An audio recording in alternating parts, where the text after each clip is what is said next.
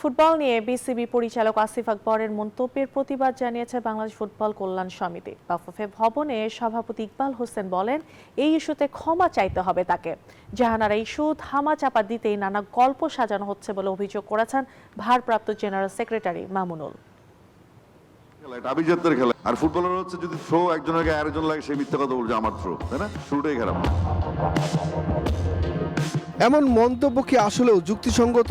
সামাজিক যোগাযোগ মাধ্যমে আসিফ আকবরের এমন কথায় চলছে ফুটবল ক্রিকেট ভক্তদের তর্ক। ক্ষোভ তৈরি হয়েছে ফুটবলারদের মাঝেও। এতে ক্ষুব্ধ বাংলাদেশ ফুটবল কল্যাণ সমিতি। সংবাদ সম্মেলন করে তারা দাবি জানান, এজন্য ক্ষমা চাইতে হবে আসিফ আকবরকে। ফুটবল জনপ্রিয় খেলা, জনপ্রিয়তার স্বার্থে ফুটবল সারা বিশ্বে ফুটবল জনপ্রিয় খেলা। তো ফুটবলারদের ক্ষেত্রে আমি মনে করি যে আসলে তার এই বক্তব্য, আমি জানি না সে কিভাবে বলবো, যে আসলে সত্যি এটা আমি আজ ফুটবলার হিসেবে আমার জন্য লজ্জা করছে এই ধরনের বক্তব্য আমার শুনতে। জাতীয় দলের সাবেক অধিনায়ক ও সমিতির ভারপ্রাপ্ত সাধারণ সম্পাদক মামুনুল জানান, জাহানারা ইস্যু ধামাচাপা দেওয়ার চেষ্টা চলছে। ফুটবল হলো গ্রামগঞ্জের খেলা।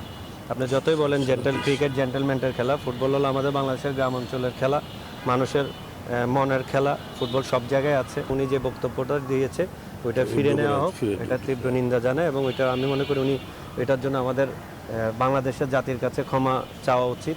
আরেক ফুটবলার গোলাম গাউস বলছেন, কোনো খেলাকেই ছোট করার অধিকার নেই কারো। স্বাধীন বাংলা ফুটবল টিমের যুদ্ধ করছে। ওই টিমের ম্যানেজার ছিলেন তানবিন মাহাজার তান্না।